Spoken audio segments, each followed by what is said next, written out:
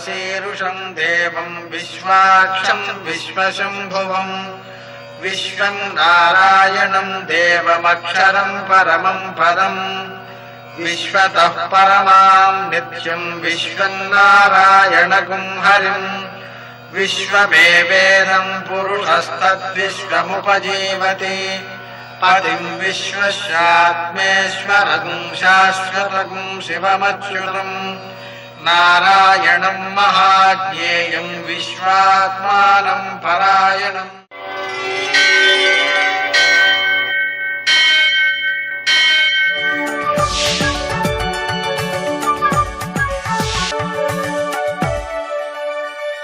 सूर्यशौर्यमथेन्दुरिन्द्रपदवी सन्मङ्गलं मङ्गलम्। आपदामपहर्तारं दातारं सर्वसंपदां लोकाभिरामं శ్రీరామం మోక్షదంతం నమామ్యహం। నేటి కాలమాన విశేషాలను గమనిద్దాం. స్వస్తి శ్రీ చాంద్రమాన దుర్ముఖనామ సంవత్సరం, దక్షిణాయనం, గ్రీష్మ ఋతువు, ఆషాఢమాసం, కృష్ణపక్షం, బుధవారం. సూర్యోదయం 5:57 సూర్యాస్తమయం 6:47.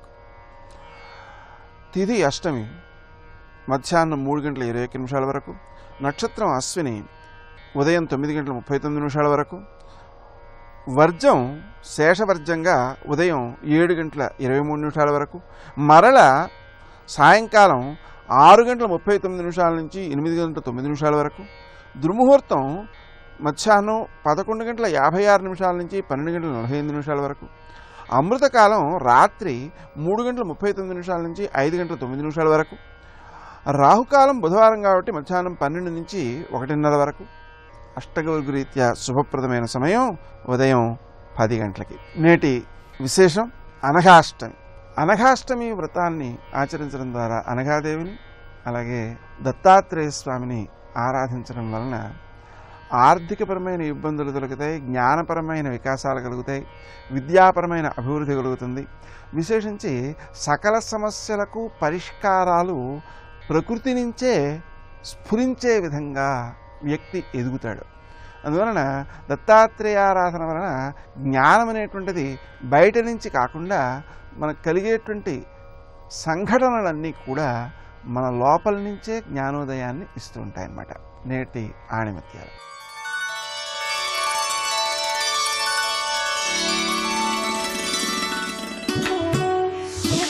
ప్రార్థనలో మాటలు లేకున్నా హృదయం ఉంటే చాలు. హృదయం లేకుండా మాటలు ఉన్నా ప్రయోజనం లేదు.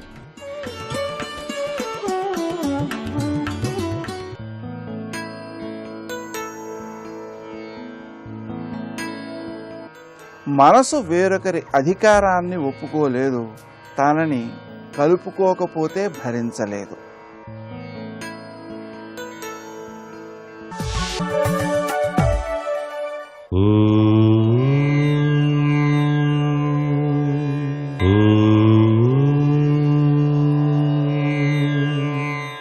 ఓం నమో నారాయణాయ. ఓం నమః శివాయ. శ్రీమాత్రే నమః. ఈరోజు బుధవారం, ఆషాఢ బహుళ అష్టమి తిథి. రామనామంలో దాగిన వైశిష్యం చాలా అనిర్వచనీయమైనటువంటి అదృష్టాన్ని ప్రసరింపజేస్తుంది. రామాలయాన్ని దర్శించి అక్కడ తప్పనిసరిగా తులసి మాలను స్వామివారికి అర్పించి తులసి దళాలతో అష్టోత్తరనామ పూజ చేసి రామరక్షాస్తోత్రం గనక ఎవరైతే పఠిస్తారో వారికి ఎల్లవేళలా కూడాను ఆ జగదభిరాముడైనటువంటి శ్రీరామచంద్రమూర్తి సర్వే సర్వత్రా కూడాను కార్యజయాన్ని, అదృష్టకరమైనటువంటి ప్రభావాన్ని కలిగింపచేస్తాడు అంటోంది సంప్రదాయం. ఈ రామ అనేటువంటి పదం చాలా విశిష్టవంతమైనటువంటి ప్రభావాన్ని కలిగింపచేస్తుంది. కాబట్టి ఏ వ్యక్తి అయినా సరే నిత్యం గనక రామనామం గనక ఆచరించినట్లయితే ఆ వ్యక్తి జీవితంలో దుఃఖములు అనేటువంటివి దరి చేరవు అని చెప్పేసి శాస్త్రం. అందుకనే ప్రణవ నిలయ మంత్రం, ప్రాణ నిర్వాణ మంత్రం, ప్రకృతి పురుష మంత్రం, బ్రహ్మరుద్రేంద్ర మంత్రం, ప్రకట దురిత రాగద్వేష నిర్నాశ మంత్రం, రఘుపతి నిజ మంత్రం, రామ రామేతి మంత్రం అన్నారు. అందుచేత శ్రీరామచంద్రమూర్తి యొక్క ఆ రామనామ వైశిష్ట్యాన్ని తెలుసుకొని నిత్యం గనక ఎవరైతే ఆరాధన చేస్తారో కార్యసిద్ధి ప్రదాతలు అందరూ కూడాను ఆ స్వామివారితో కూడి మన కార్యక్రమాలన్నీ కూడాను నిర్విఘ్నంగా నెరవేర్చడానికి సహకరిస్తారు. అందుచేతనే ఆ రామ అనేటువంటి పదాన్ని ఎవరైతే ముఖ్యంగా పఠిస్తూ తదుపరే మిగతా పూజాది కార్యక్రమాలు కనుక నిర్వహించినట్లయితే సర్వే సర్వత్రా విజయోస్తు, విజయసిద్ధి చేకూరుతుంది సుమా అని చెప్పేసి మనకు శాస్త్రాల్లో చెప్పినటువంటి నిగూఢ రహస్యం. సర్వే జనా సుఖినో భవంతు.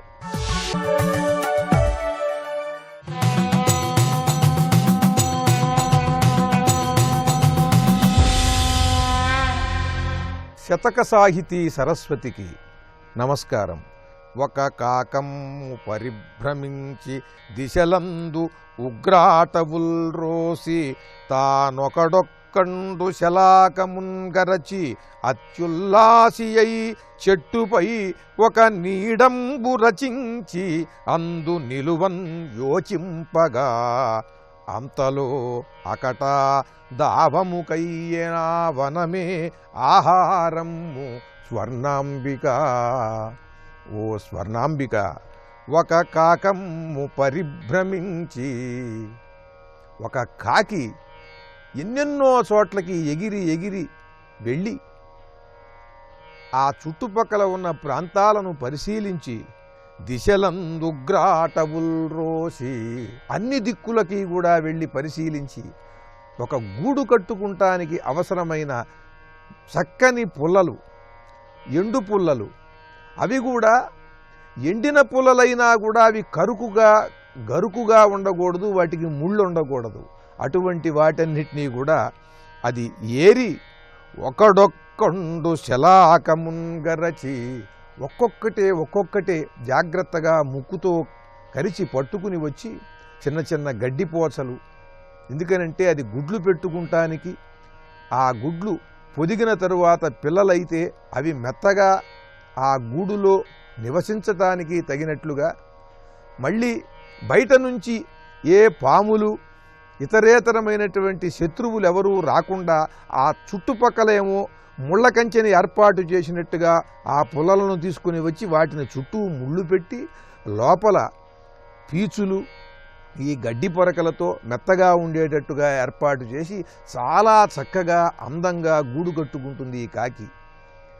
అట్లాంటి పరిస్థితిలో అత్యుల్లాసి అయి చాలా ఆనందంగా చెట్టుపై ఒక నీడంబు రచించి ఒక గూడుని జాగ్రత్తగా అది పెట్టుకుని అందు నిలువన్ యోచింపగా, చక్కని గూడు కట్టుకున్నాను, ఇక పర్వాలేదు, వానొచ్చినా పెద్ద పెద్ద గాలులు వచ్చినా కూడా నాకేమీ కాదు, నా గుడ్లు చెదిరిపోవు, నా పిల్లలకేం కాదు అని అనుకునేటువంటి సమయంలో అంతలో అకట దావముకయ్యే ఆ వనమే ఆహారము స్వర్ణాంబిక. అడవిలో చెట్టు రాచుకుని తీవ్రమైన గాలులకి ఎండు కర్రలు, ఎండిపోయినటువంటి చెట్ల కొమ్మలు రాచుకుని ఆ రాపిడిలో అగ్ని పుట్టి ఆ అగ్ని అడవంతా వ్యాపించి ఆ కార్చిచ్చులో ఈ కాకి కొట్టుకున్నటువంటి గూడు ఉన్న చెట్టు కూడా అది ఆహుతైపోయింది. ఈ కాకి మళ్ళీ బాధపడుతూ ఎగురుతూ ఇంకో చోటికి వెళ్ళిపోయింది. అకట దావముకయ్యే ఆ వనమే ఆహారము. ఈ కార్చిచ్చుకి ఆ వనం మొత్తం కూడా ఆహారం అయిపోయింది. ఈ కాకి మళ్ళీ బాధపడుతూ మరి ఒక చోటికి వెళ్ళింది అని ప్రకృతిలో గమనిస్తూ ఏ వ్యక్తుల గురించి చెప్పకుండా ఒక కాకి కష్టపడి గూడు కట్టుకుంటే కార్చిచ్చు వ్యాపించి ఆ చెట్టుని దహించేసింది అని మాత్రమే చెప్పారు. ఏది చేసినా ఏది ప్రాప్తమో అదే జరుగుతుంది. ఏదైనా ఒక ప్రకృతి వైపరీత్యం ఏదన్నా కలిగితే ఈ కష్టపడిందంతా వృధా అవుతుంది. అందుకని ప్రశాంతంగా ఆనందంగా ఉంటూ సాటివారికి సహాయాన్ని అందిస్తూ ప్రశాంతంగా జీవించండి.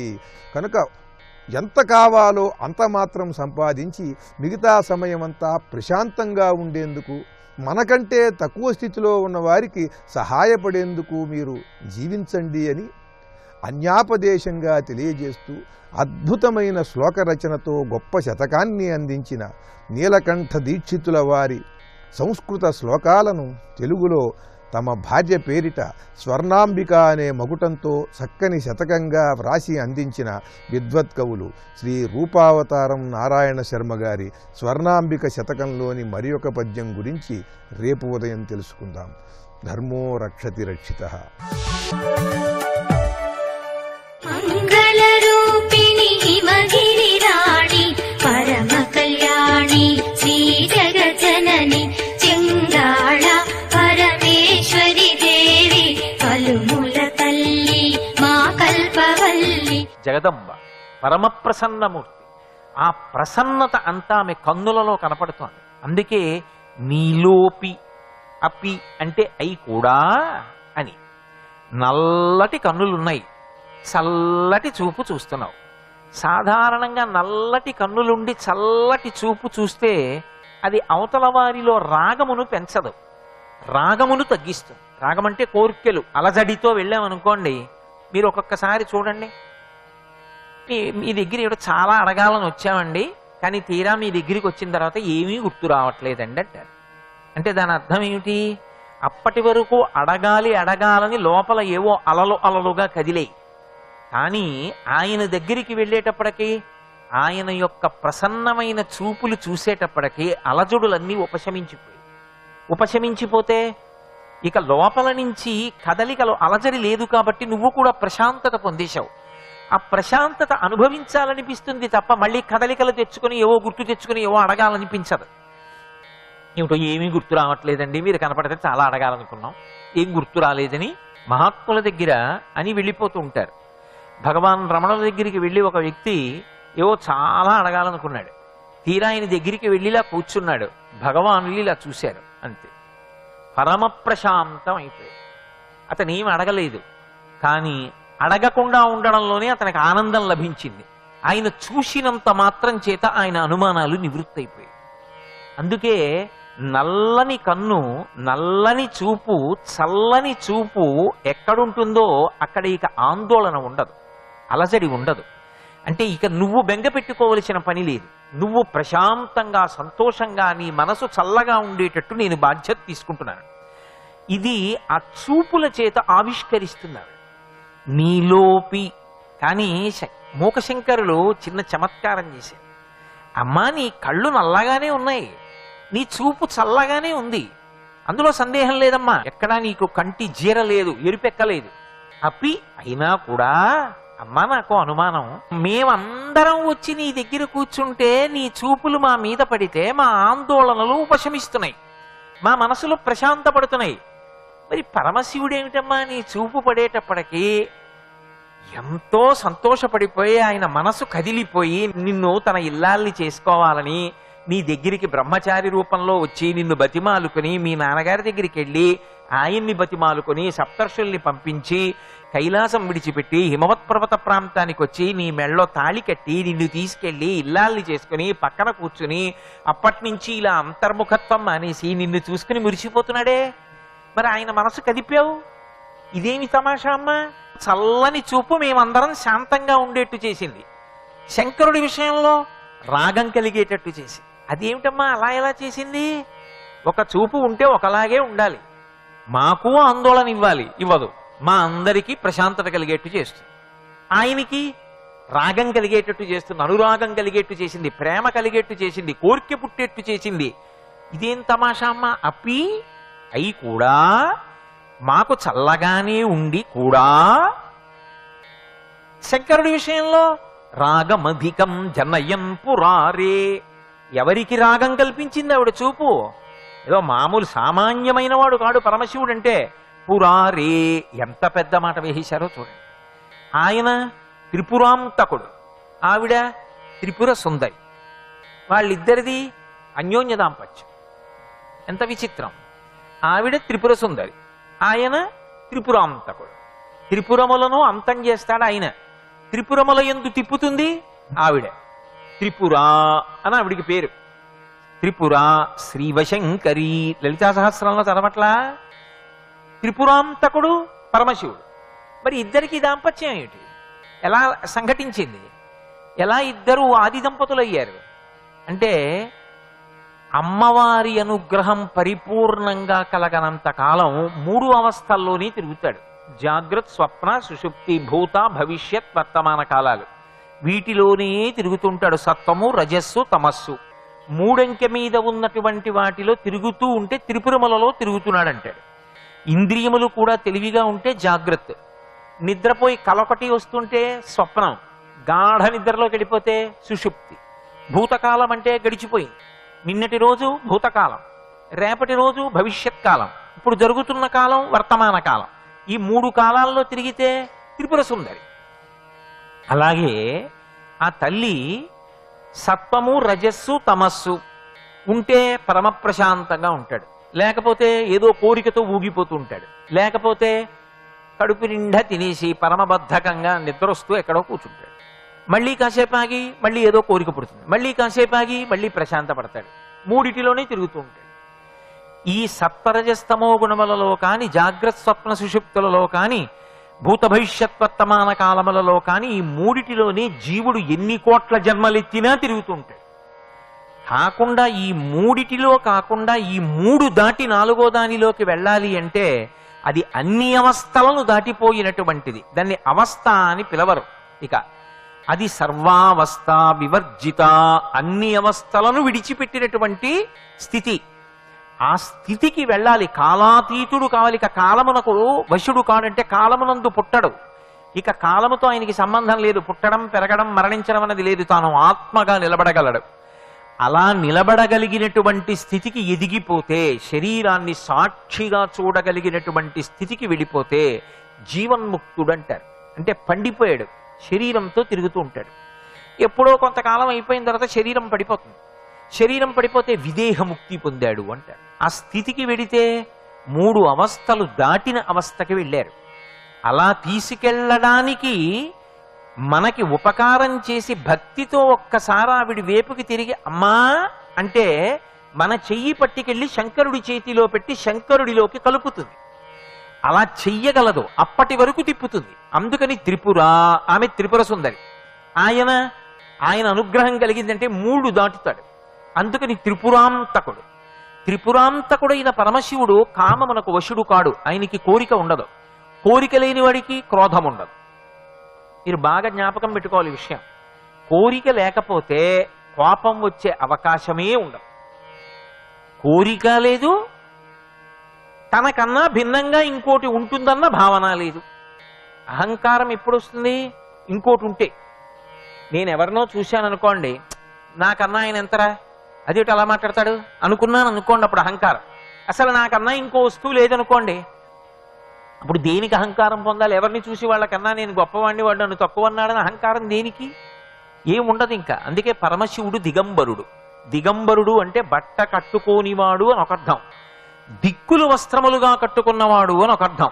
అసలు ఇంకొక విశేషమైన అర్థం ఏమిటంటే, బట్ట ఎప్పుడు కట్టుకుంటారు అంటే ఒంటి మీద 1 కోటి రూపాయల నగలు పెట్టుకున్నా బట్ట కట్టుకోలేదనుకోండి, నాగరికత తెలియదా ఏమి? బట్టే కట్టుకోలేదంటారు. ఒంటి మీద పసుపు కొమ్మొక్కటే మెడలో కట్టుకున్న 30 రూపాయల చీర కట్టుకున్న నాగరికత కలిగిన తల్లి అని నమస్కారం చేస్తారు. బట్ట కట్టుకున్నారు అంటే పరుల పట్ల గౌరవంతో, పరుల పట్ల మర్యాదతో, పరులు తనని చూస్తారన్న భావనతో ఆ మర్యాద కొరకు బట్ట కట్టుకుంటే అంబరమును ధరించారంటారు. అంబరము భక్తికి గుర్తు. వాడొకడున్నాడు, వాణ్ణి నేను పొందాలి, అందుకని భక్తితో ఉంటే అంబరం ధరించాం. భక్తి అన్న అంబరాన్ని. పరమశివుడు ఎవరిని పొందుతాడు? ఆయన పొందడానికి ఎవరున్నాడు? ఇక అందరూ ఆయన్ని పొందాలి. అందుకే ఆయన దిగంబరుడు. ఆయన భక్తి వస్త్రం కట్టుకోవడానికి ఇంకెవరూ లేరు. ఆయన ఎవరిని పొందక్కర్లా. కాబట్టి ఆయనకి అహంకరించడానికి అవకాశం లేదు. కోర్కె పొందడానికి అసలు సమస్తము ఆయన సృష్టి. ఆయన సృష్టి కానిది లోకంలో ఇంకొకటి లేదు. అన్నీ ఆయనే సృజించాడు. అన్నిటికీ ఆయనే యజమాని అయినప్పుడు ఇక ఆయనకి నాకు ఇది లేదన్న భావన కానీ, నాకు ఇది కావాలన్న కోరిక కానీ ఎక్కడి నుంచి పుడుతుంది? ఎందుకు పుడుతుంది? ఆయనకి కోరిక కలిగేటటువంటి అవకాశమే లేదు. కాబట్టి ఆయన కామాతీతుడు. కోరిక లేని వాడికి క్రోధం ఉండదు. నాకు కోరిక ఉందనుకోండి, ఆ కోరిక తీరలేదనుకోండి, ఆ కోరిక తీరకపోతే ఆ కోరిక తీరకపోవడానికి వీడు కారణమయ్యాడని ఎవన్నో ఒకడిని వెతుక్కుని వాడి మీద కోపం చూపిస్తాడు. అసలు నాకు ఏ కోరిక లేదనుకోండి, ఇంకా కోపం ఎక్కడి నుంచి వస్తుంది? కోరిక క్రోధము అక్క చెల్లెళ్ళు. కోరిక లేనిప్పుడు క్రోధం ఉండదు. రాగము పక్కన ద్వేషం ఉంటుంది, కామము పక్కన క్రోధం ఉంటుంది. అవి రెండు అక్క చెల్లెళ్ళు. ఒకళ్ళు ఉంటే రెండో వాళ్ళు ఉంటారు. సర్వం శ్రీ ఉమామహేశ్వర పరబ్రహ్మార్పణమస్తు. స్వస్తి.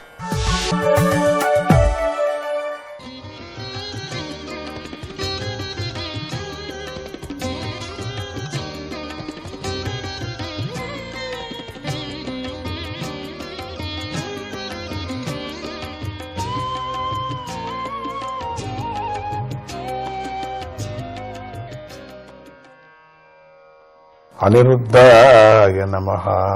అగ్రపూజ స్వీకరించదగిన యజ్ఞపురుషుణ్ణి నేను తప్పితే ఈ లోకంలో మరొకడు లేడు అని వేణుడు ఋషులతో పలికాడు. అతడు పాప స్వభావం కలవాడు, కలుషితమైన బుద్ధి గలవాడు.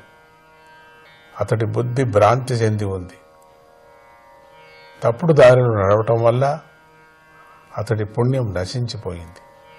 కనుకనే మహర్షులు ఎంతగా ఎన్ని మంచి మాటలు చెప్పినా కూడా వేణుడు వారి కోరికను తీర్చలేదు. అసలు వారిని లెక్క కూడా చేయలేదు. తానే పండితుడనని, గొప్పవాడినని భావించుకుంటూ ఆ బ్రాహ్మణులను అవమానించాడు. వారి ఉపదేశాన్ని లక్ష్య పెట్టలేదు, లెక్కనే పెట్టలేదు. అప్పుడు మహర్షులకు వేణుడిపై తీవ్రమైన కోపం కలిగింది. ఇతడు పరమ పాపి, సహజంగానే క్రూరుడు కనుక ఈ వేణుడిని చంపండి, చంపండి. వీడు కనుక బ్రతికి ఉంటే రాజ్యాన్ని త్వరలోనే బూడిదగా మార్చివేస్తాడు. ఈ దుష్ట ప్రవర్తన గలవాడు గొప్పదైన రాజసింహాసనాన్ని ఎక్కటానికి తగినవాడు కాదు. యజ్ఞేశ్వరుడు, జగద్రక్షకుడు శ్రీహరి, ఆయనను ఇతడు సిగ్గు విడిచి ఇష్టం వచ్చినట్లుగా విపరీతంగా నిందిస్తున్నాడు. పాపాత్ముడైన వీడు ఎవరి అనుగ్రహం వల్ల తాను ఇంతటి గొప్ప ఐశ్వర్యాన్ని పొందాడో ఆ శ్రీహరినే దూషిస్తున్నాడు. ఇటువంటి పాపపు మనిని ఈ వేణుడు తప్ప ఇంకెవరూ చేయలేరు అని మహర్షులు అనుకున్నారు.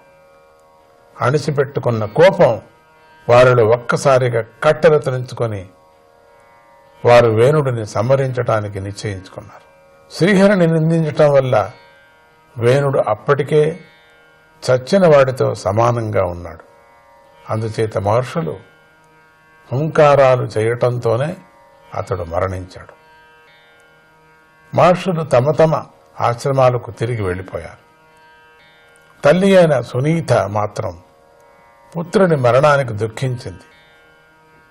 అతడి దేహం చెడిపోకుండా మంత్రశక్తితోనూ ఇతర ఉపాయాలతోనూ కాపాడింది. ఇది ఇలా ఉండగా ఒకనాడు మహర్షులు సరస్వతీ నది స్నానంలో చేసి అగ్ని ఆరాధనను పూర్తి చేసుకున్నారు. నది ఒడ్డున కూర్చొని ఈశ్వరుడి కథలు చెప్పుకోసాగారు. అప్పుడు ఉన్నట్టుండి లోకాలకు భయం కలిగించే చెడు శకునాలు ఒక్కసారిగా ఉద్భవించాయి. మహర్షులంతా వాటిని చూసి కలత చెందారు. రాజులోని ఈ దేశంలో దొంగల వల్ల అశుభాలేమైనా కలిగాయా అని చర్చించుకోసాగారు. ఇంతలోనే దొంగలు దోపిడీలు చేస్తూ అన్ని దిక్కుల వైపుకు పరుగులు పెడుతున్నారు. అప్పుడు దుమ్ము బాగా పైకి లేచి అంతటా క్రమ్ముకొని పోయింది. వేలరాజు మరణించగానే అంతవరకు అణిగి పడి ఉన్నటువంటి దొంగలు ఒక్కసారిగా విజృంభించారు. దోపిడీ చేయసాగారు. జనుల మధ్యలో శత్రుత్వం పెరిగిపోయింది. ఒకరినొకరు హింసించుకోసాగారు. హింస మూలంగా వారికి బాధ కలుగసాగింది.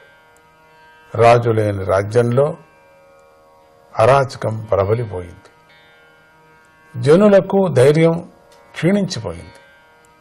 ఎవరి నుండి ఎప్పుడు ఏ ప్రమాదం కలుగుతుందో, ఏ ఆపద సంభవిస్తుందో అని జనులు భయంతో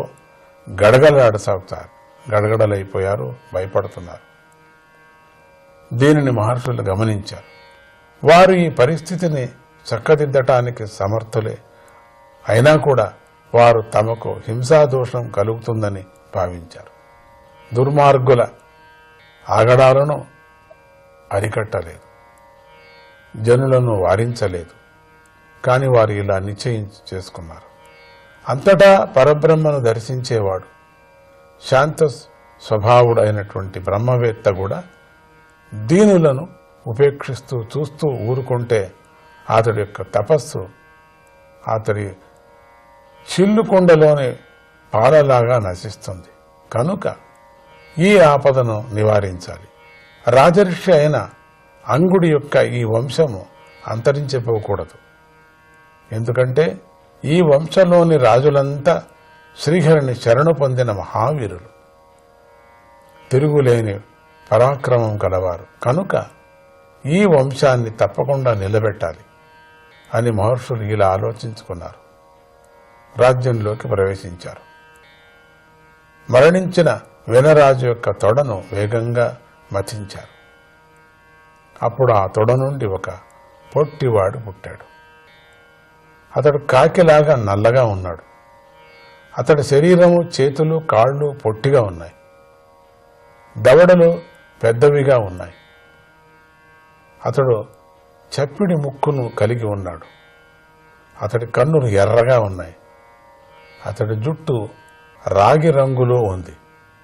అతడు తలదించుకొని దీనుడై నేనేం చేయాలి అని మహర్షులు ప్రశ్నించాడు.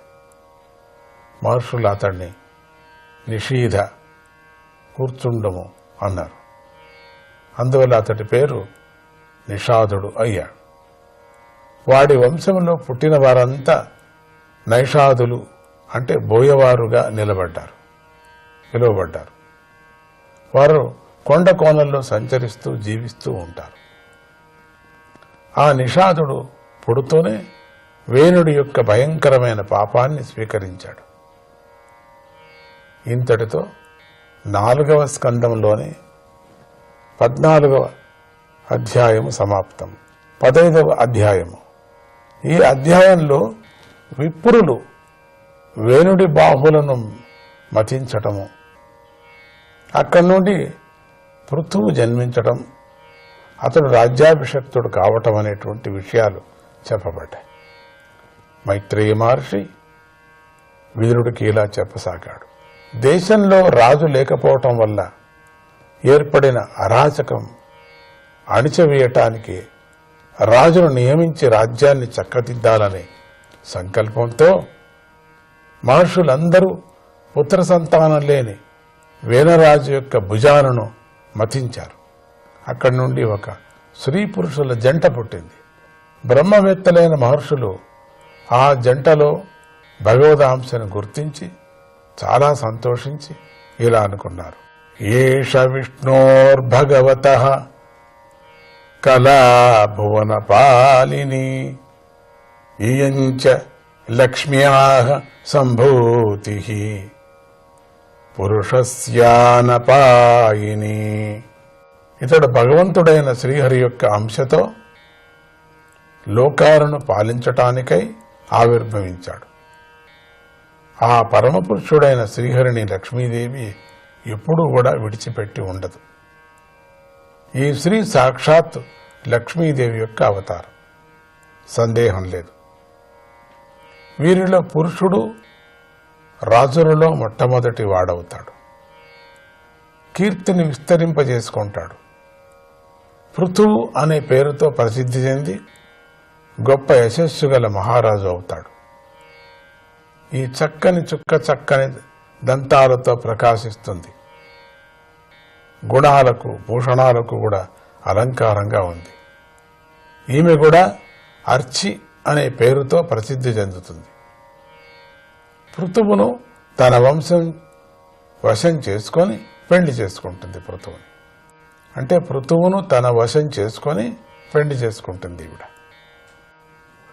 ఏష సాక్షాద్ధరేరంశో జాతో లోక రిరక్షయా ఇయంచ తత్పరా హి శ్రీ అనుజజ్ఞేన పాయిని. అనిరుద్ధాయ నమః.